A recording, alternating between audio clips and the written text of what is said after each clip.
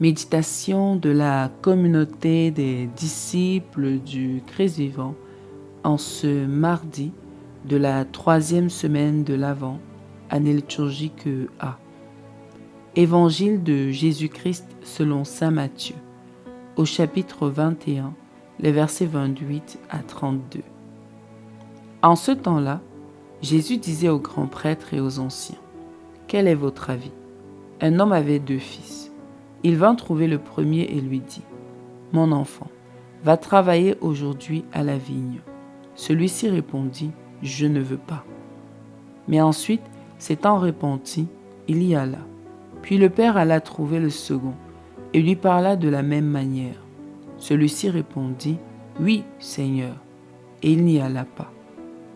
Lequel des 2 a fait la volonté du Père ? Ils lui répondent : « Le premier. » Jésus leur dit : « Amen, je vous le déclare, les publicains et les prostituées vous précèdent dans le royaume de Dieu. Car Jean le Baptiste est venu à vous sur le chemin de la justice, et vous n'avez pas cru à sa parole. Mais les publicains et les prostituées y ont cru.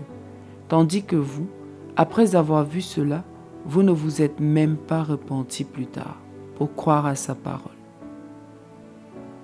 Acclamons la parole de Dieu. Méditation. Bien-aimés dans le Seigneur, réjouissons-nous de l'arrivée imminente de notre Sauveur. L'Emmanuel est proche. Nos cœurs sont-ils prêts à l'accueillir ? Rappelons-nous les appels de Jean le Baptiste à la conversion. L'appel à aplanir les sentiers, à rendre droit ce qui est tortueux dans nos vies, à renoncer au mal pour revenir au bien. Peut-être avons-nous dit non au Seigneur et nous en sommes toujours là. Ou alors nous avons dit oui, nous allons changer, mais nous n'avons rien fait.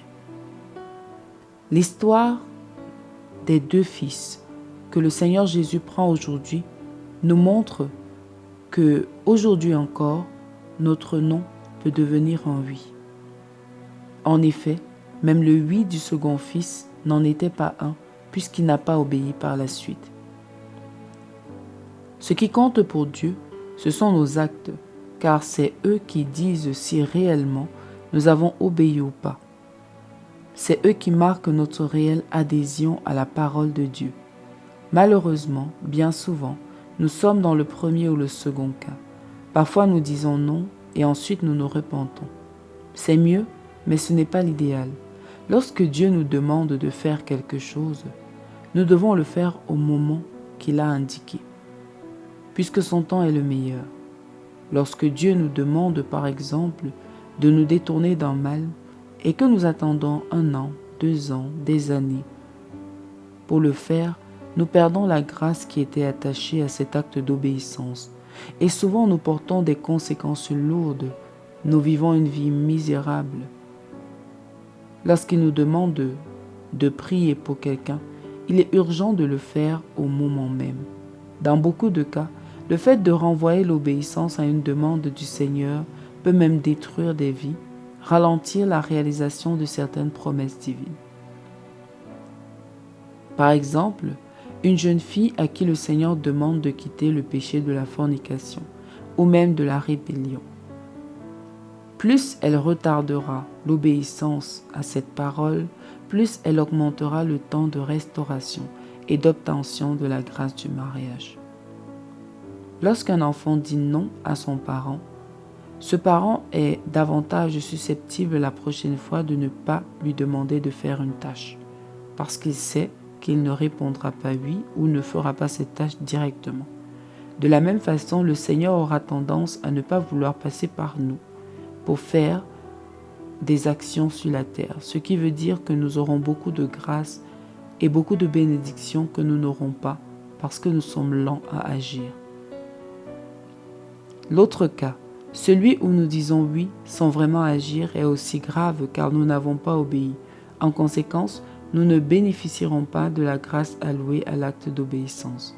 Dans l'un ou l'autre cas, nous pouvons nous consoler du fait que Dieu, finalement, n'accorde du crédit qu'à nos actes, et donc à chaque moment, nous pouvons décider de changer.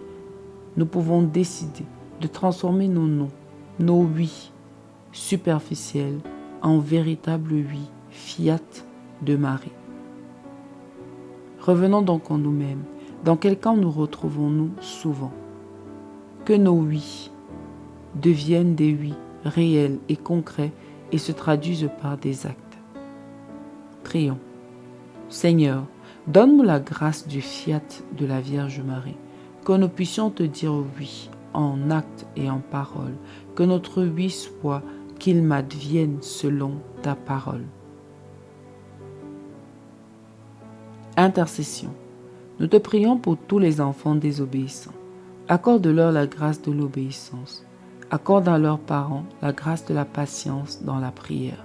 Maman Marie, prie pour nous. Exercice spirituel. Faisons un acte concret d'obéissance immédiate au Seigneur aujourd'hui. Loué soit Jésus-Christ, à jamais.